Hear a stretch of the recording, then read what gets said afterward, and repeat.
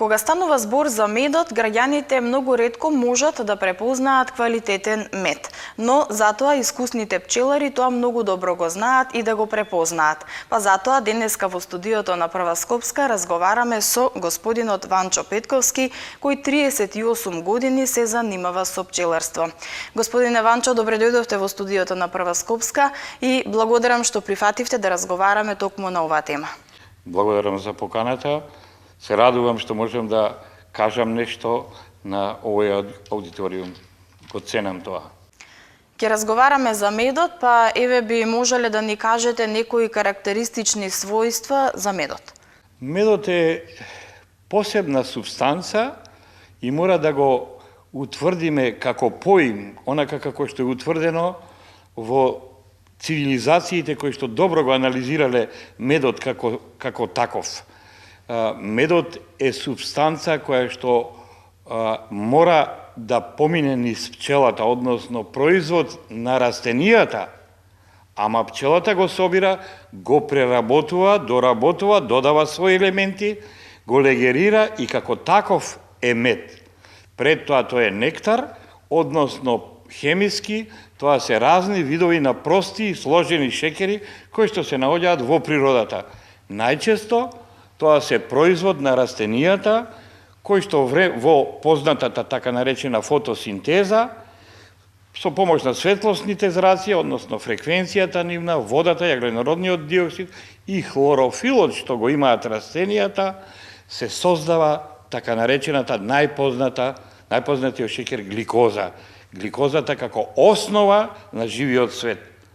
Затоа медот покрај гликозата собира и други посложени шекери, па и прости, меѓутоа основно да ги спомнеме само тие прости шекери кои што се наоѓаат во медот, затоа што тие организмот полесно ги прима, а тоа се гликозата, фруктозата, потоа малтозата и маноза, еден посебен шекер кој што го рачат исклучиво само растенијата и тоа го лачат во форма на симбиоза со други инсекти. Може да го кажеме тоа е оној посебен црн мед и ние македонците, односно на Балканот, употребуваме ние веќе друг термин непознат за медликовец, а треба да се навикнеме да го викаме маноза, односно манов мед, затоа што составот на тој шекер имаме убаво име, ние во Македонија знаеме да кажеме во планината падна мана и во Бугарија да кажеме во други држави исто така се вика маноза и дури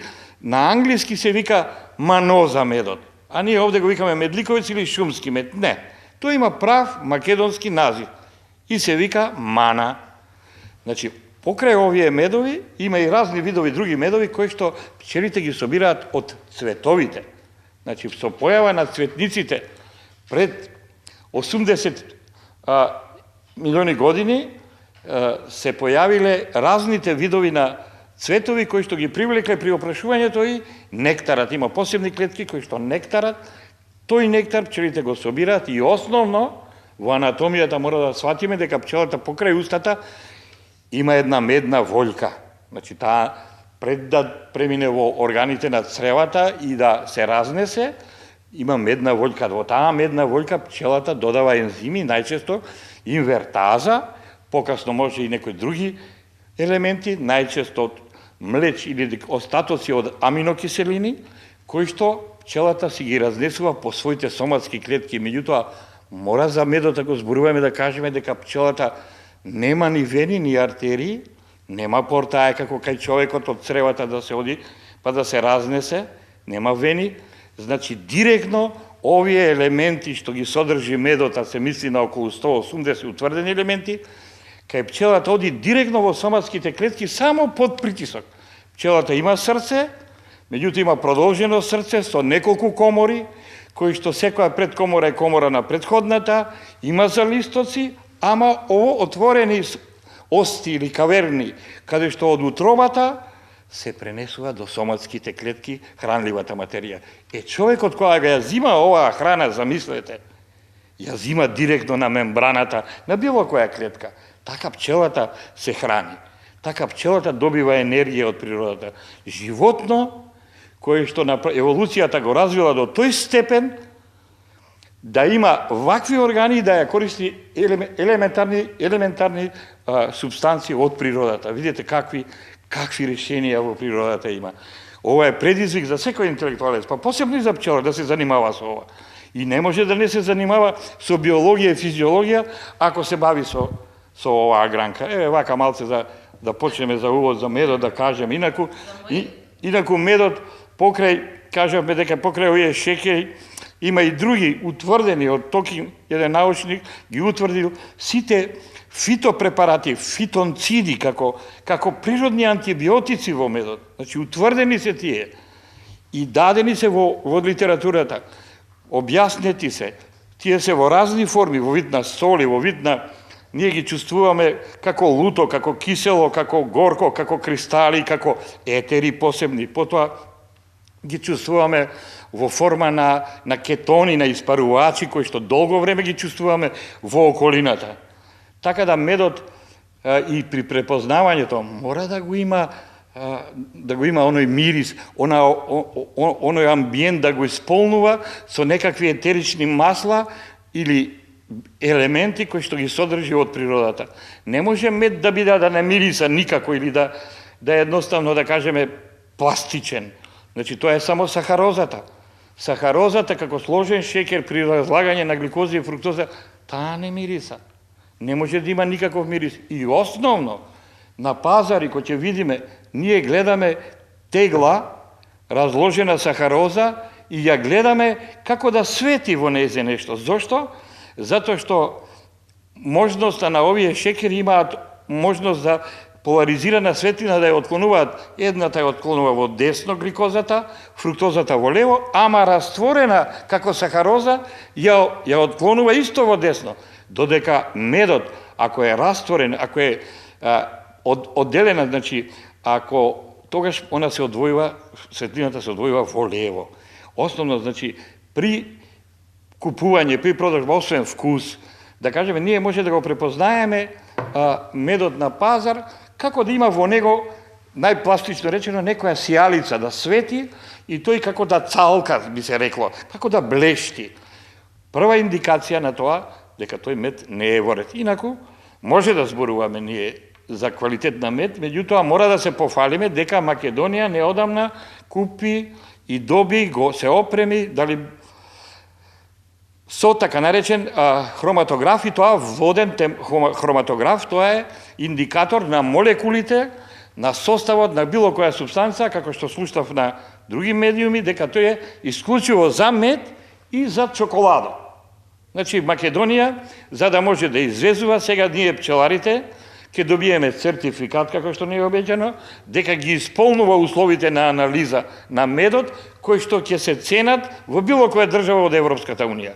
Значи, ова беше лек до сега да не ни ги враќаат производите ние што можевме да ги извезуваме. Например, јас извезов мед порано и во Австралија дури.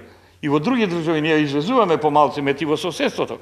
Меѓутоа, секојаш се плашиме дека нешто ќе најдат некој остаток, односно ќе речат дека оваа постапка на анализа не е доволна.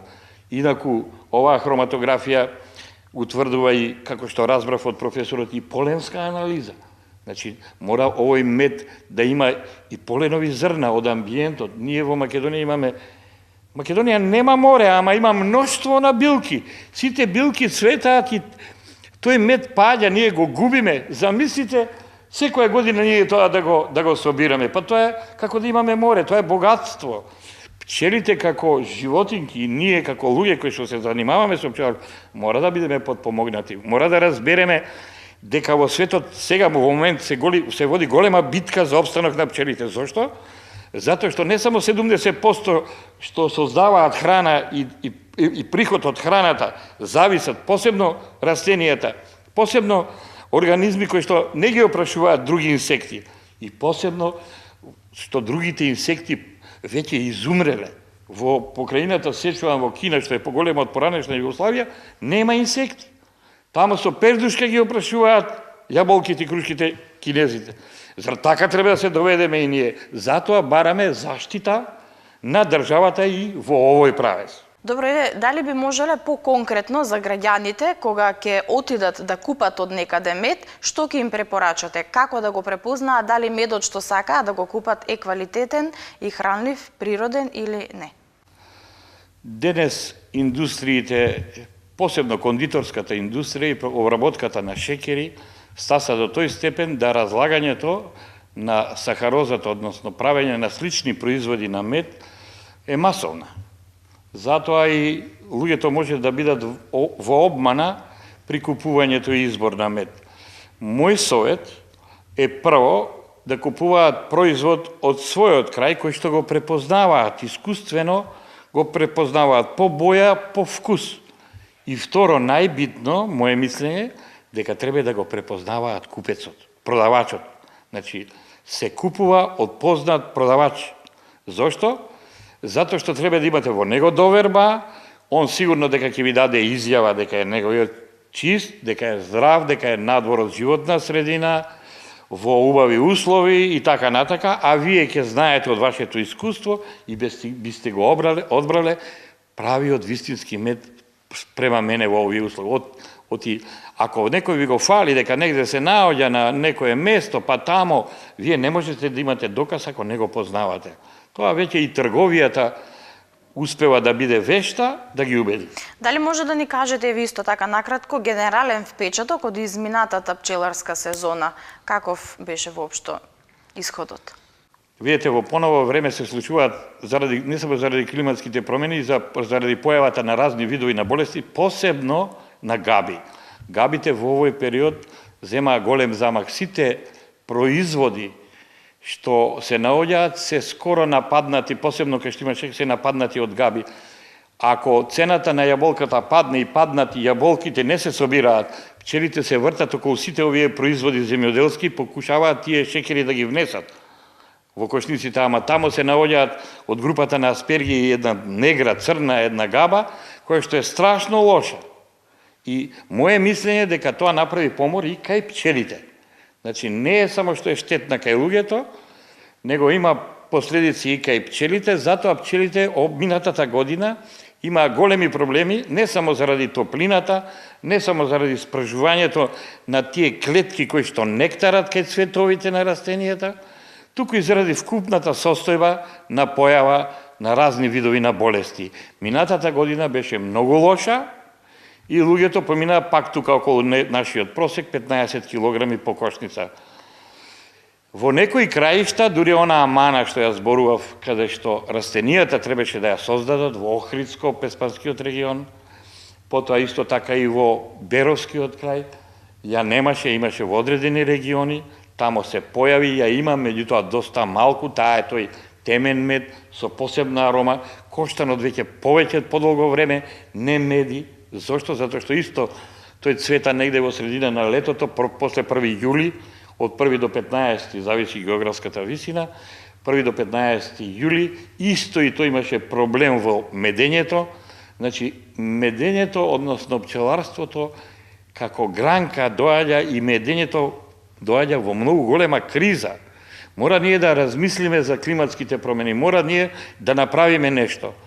Посебно ова би сакал, што вашата емисија е скопска, би апелирал за употреба на препарати против комарци и прскањето со авиони. Би ве замолил, ако може да се замени, да се субституира со рипчиња мали кои што се хранат, природни, да направиме природни непријатели на комарецот. Со ларвите, овие рипчиња, каублери, мали, се ранат исклучиво со ларви на комарци и ако би се порибиле сите бари и заставини, би се сигурно намалило оваа наезда на комарци. И би апелирал, ако може, да се употребува ноќе или навечер да се употребува, не преку денот. И со помала каренца, значи, да може отровот да се разградува, да не има последици после 2 или 3 дена. Зошто и во Скопската околина има пчелари. Сега, имаме ли ние услови за профитабилно пчеларство? Ова е многу тешко прашање да ви кажам, меѓутоа само медот не е производ во пчеларството. Среќа што пчелата има палета на производи со кои што може да се дополнува буџетот. Еве да кажеме, само да спомнеме, прополисот, млечот, поленот, пергата, восокот и други, па и роеви, живи матици и така натака, се производи на палета на можност за приход на пчеларот. Значи, ако не даде медот, мора да се направи техника за производство на млечо. Млечот е богатство на аминокиселини. Сите есенцијални киселини, аминокиселини се во млечот. Млечот е субстанција која што затоа велиме дека поише има принципи и правила, нема закономерности утврдени многу. Затоа што науката све што гледате веќе прифаќа од ова интересно живота. Ако е така мало, од авиоиндустријата до биохемијата. Скоро е многу интересно животно и затоа е провокација да се занимава човек со пчеларство. Многу е, па и дека не биде профитабилно, би се занимавал со пчеларство. Убаво е човек кога има искрено чувство на исполнетост кој ќе се врати после некој мал успех со пчелите. Пчелите се така, нели, специфични животинки што треба со љубов да се гледаат и не може било кој да се занимава со пчеларство.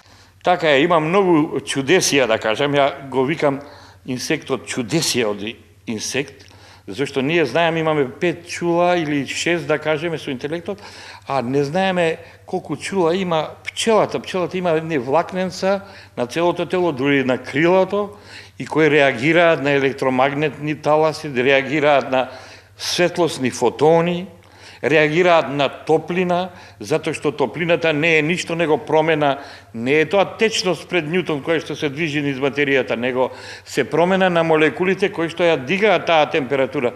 Пчелата ја чувствува, го чувствува медот. Медот, извинете, кај пчелата морам да кажам, не е храна. Медот е резерва на топлина. Они го греат медот, а медот како маса густа, со своја густина, го грее пчелното семејство. Медот не е резерва на храна. Она јаде месечно 100 до 200 грама во декември и јануар. Незе и е потребно покасно, ама во текот на зимата медот, видите какво суштество, си направило радиатор. Морам така да се изразам, за да ме свати аудиториумот. Еве, тоа е чудесија од животно, за кое што секогаш човекот ќе најде провокација нешто да прочита. Така. Оваа тема е навистина обширна, навистина има многу, премногу да се зборува. Треба да зборуваме и друг пат. Да, ќе се договориме секако, ќе направиме уште еден разговор, еве по-конкретно за пчелите, нели вие да ни објасните. За сега ви благодарам што бевте со нас и што прифативте еве да разговараме на оваа тема и да ги упатиме со еден начин гледачите, нели како да го препознаат квалитетниот мед. Ви благодарам. Благодарам. Почитувани гледачи, ние одиме понатаму.